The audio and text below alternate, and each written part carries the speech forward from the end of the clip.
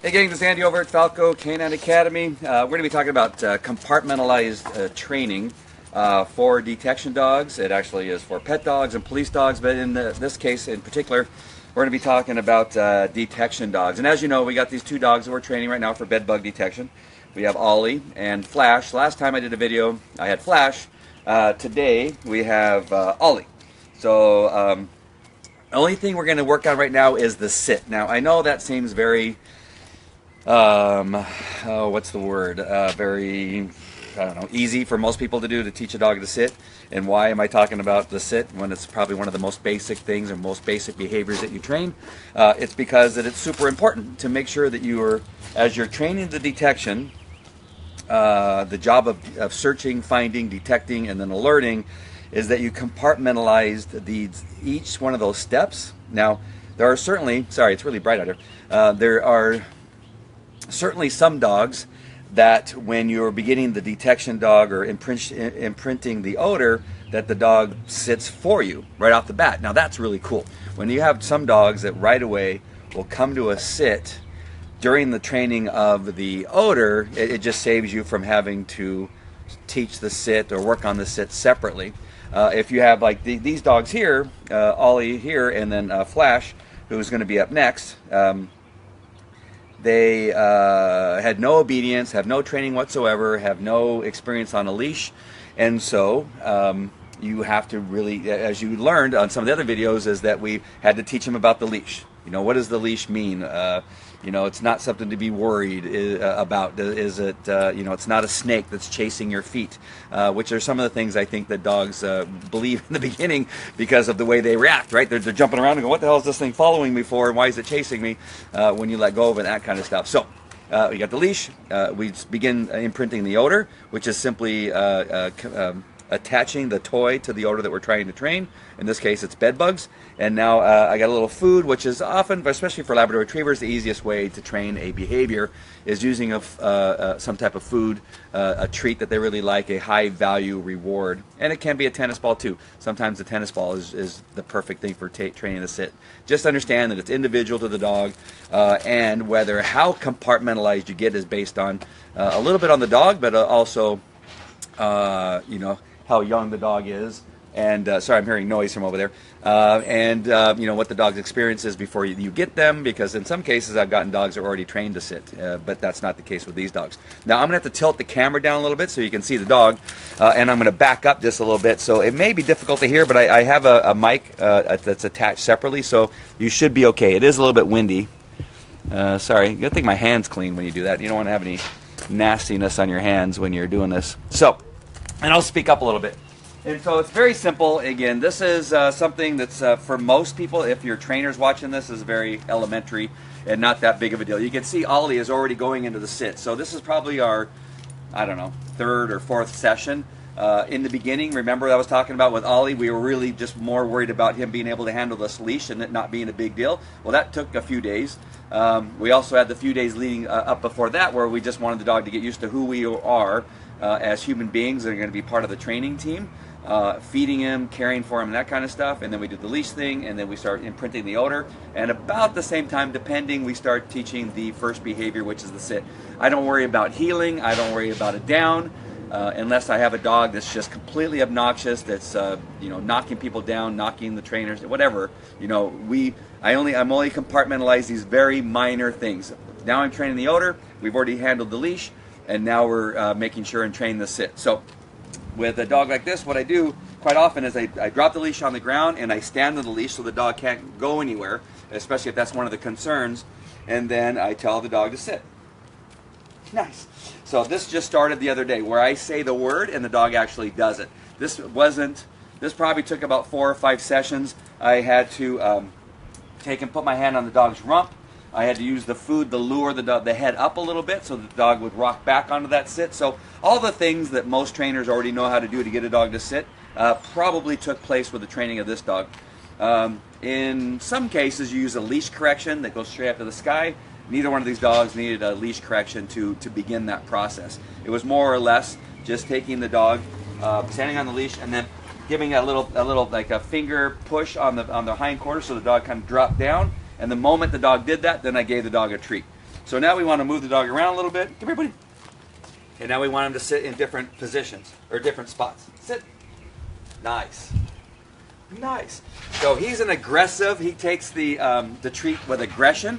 So I'm fully aware of that. The one thing I don't want to do is drop the food on the ground when he does that, because I'm going to now, after a while, I'm going to teach him not to take it so aggressively. I don't let his biting of my hand stop me from not giving it to him. That's not easy for some people to do. I know that some people, they'll move their hand away really fast, that kind of stuff. I try not to do that. I will actually take an injury before I will give a dog any thought that I'm weak or soft or don't have the ability to overcome his, and that's not aggression, it's just the dog has a strong desire to take that treat. Come here. Sit. Nice. Good, good, good. Good, nice. Here. So I want the dog walking around. I don't want the dog going right into that sit position on his own. I want the dog to do it on my command. Sit. Nice. So we will do this a couple times, and then I'll start to have him hold the sit a little bit longer. Sit. Nice. Nice. Nice. Sit.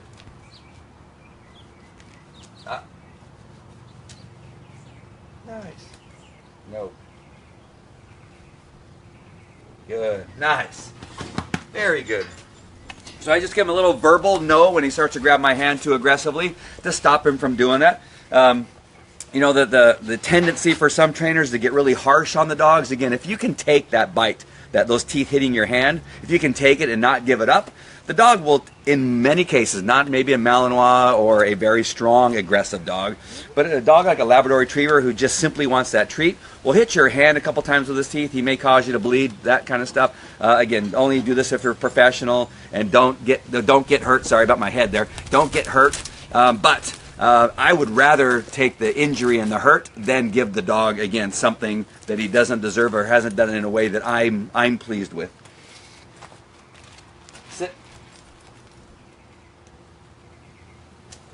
No.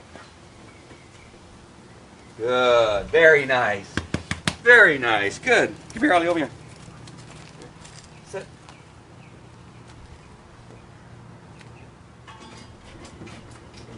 Good. Nice. So you see I'm varying the time from the time his butt hits the ground to giving him the treat so that it's a very reward. But I don't want him to think the moment he sits, he's always going to get the treat. Now in the beginning, yes.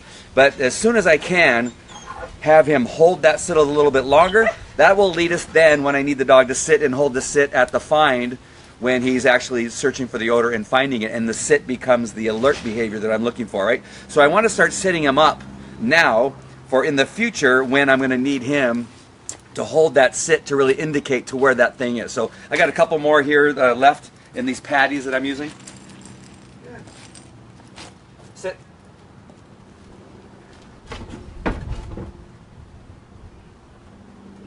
Nice. Good. Good. Good. Good. Sit.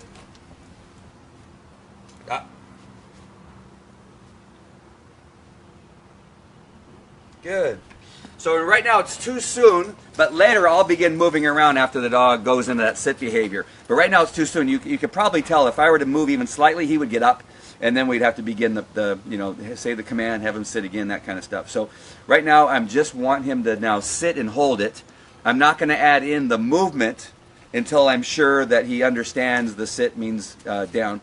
Later on we'll remove the treat. Again, those people that are concerned that, oh, you're using a treat now, you know, the only time he's going to sit is when you have a treat. Don't worry, we're going to get rid of that a little bit later on. All right, one more. I think we have one or two more. Sit.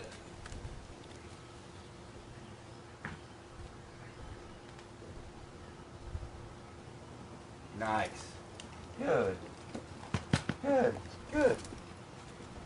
Good. No. No. So you see him jumping up every so often to try to grab the treat out of the mouth. Again, you don't want to set yourself up for failure and have it so that he can get that treat by jumping up. That we do not want to reward that behavior. So if you're using some type of treat or something and you are just kind of being lazy and having it in your hand in a way that he can get it, you're going to set yourself up, because now you have to teach the dog not to grab at your hand until he can get it, or jump up on you, because the moment he jumps up on you and you give him a treat for it, now those are harder to fix once you've failed and made a mistake, because now the dog thinks, well, one of the ways I got the treat was by jumping on him really hard and he dropped it, or I bit his hand really hard and he dropped it. That's the last thing you want to tell your dog. So you can see he's trying it, but now I have my hand down here and it's not worked, so it's not that big of a deal, right? He's not really trying. Now he's licking my hand to try to be nice. Come here. Sit. Sit.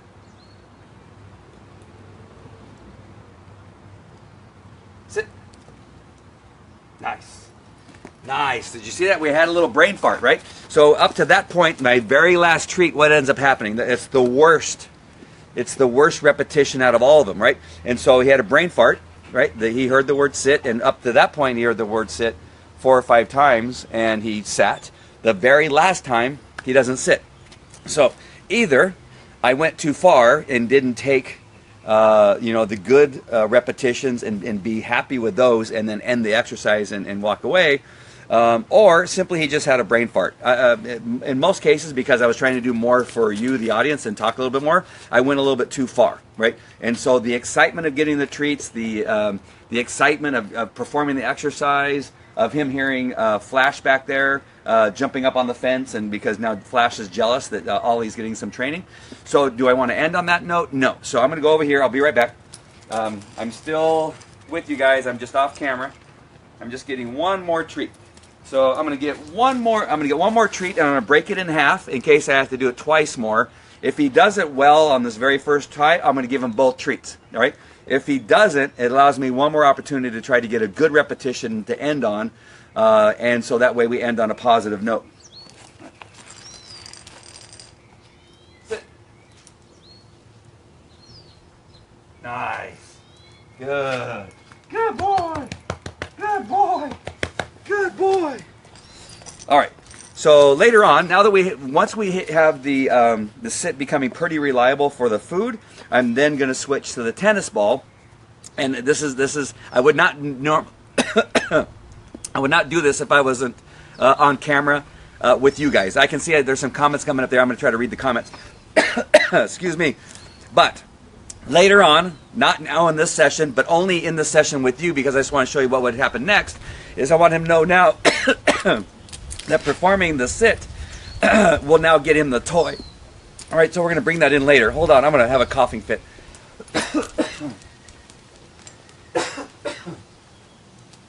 Sit.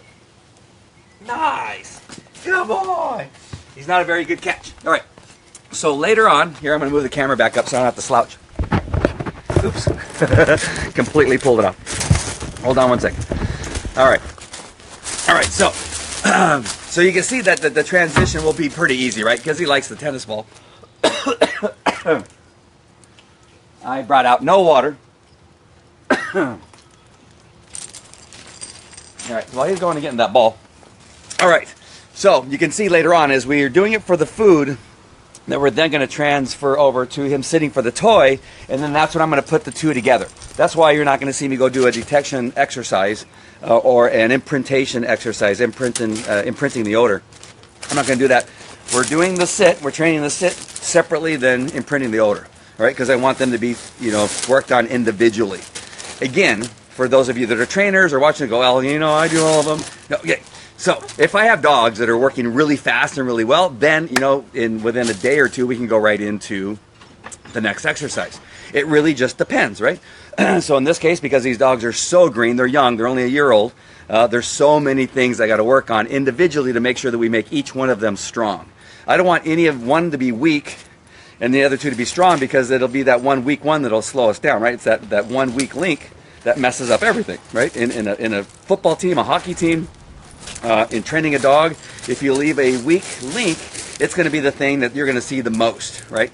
So when you're selecting a spouse, right, it's that one thing, well, they're pretty good other than they don't do this. What are you going to see all the time? That thing that they don't do very well, and it's going to bug the crap out of you. So we don't want that to be with the dog. There's enough stuff that goes on with the dog that you don't want to, if you can help it, make all the links that you are responsible for or that you can control make them as strong as you possibly can. So let me see what I got here. Sally Frost. Thank you. I appreciate that, Sally. All right. The other thing I want to warn you about is that you don't want the sit to become a negative thing. So in the past, with police dogs like German Shepherds and Belgian Malinois, you can use a leash correction where you give the dog a leash correction and have them sit. And you can feel pretty comfortable doing that with those dogs, that it's not necessarily a negative. I know that seems strange.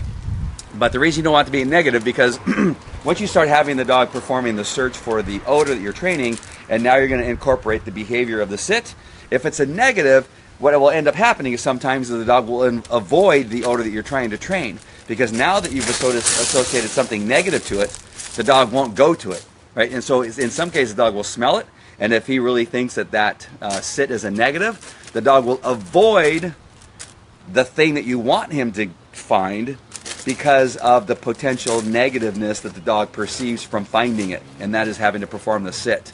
So this is really a big issue with dogs like golden retrievers that can be, especially Americanized golden retrievers, can be very soft.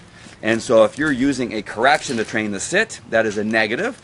When the dog goes to the odor and you're trying to imprint it, and the first time the dog goes to it, right, because you have probably the thing the dog likes with the odor, the dog's going to go and you're going to give that sit correction, or tell the dog to sit, but the dog's already associated a negative with that behavior, and now the dog will come to that odor and walk around it, or try to pretend that he didn't smell it, and now you're trying to make up for that, and now it becomes even not just a weak link, it becomes like a completely empty link, right? Because now the dog's going, I know this odor, but now that odor, I gotta sit. No. So now you come in here, the dog goes, I smell the odor, and the dog looks around as if he's never been trained to find that odor at all, and avoids it. Or you can use that as the alert. The moment my dog avoids something, that means that it's there, right? Which is not good. You don't want to do that. All right. So Ollie did a good job. That sit has really come to him very strongly over the last couple of days. He sits very hard, and is giving us. He's happy about it. He's not worried about it. He's staring at me. All of the behaviors that I'm looking for are working out really well. I'm glad we took the extra time on that leash, because it really helps with the training of the dog to make sure that leash is not a negative, that he's not worried about it, and now everything now is going to start picking up really, really fast. Flash is about it now at that same level with the sit. I say sit, the dog sits, and everything is going really well. All right. So again, I know this is very elementary, but it's a very important step in training the detection dog, that you compartmentalize the training.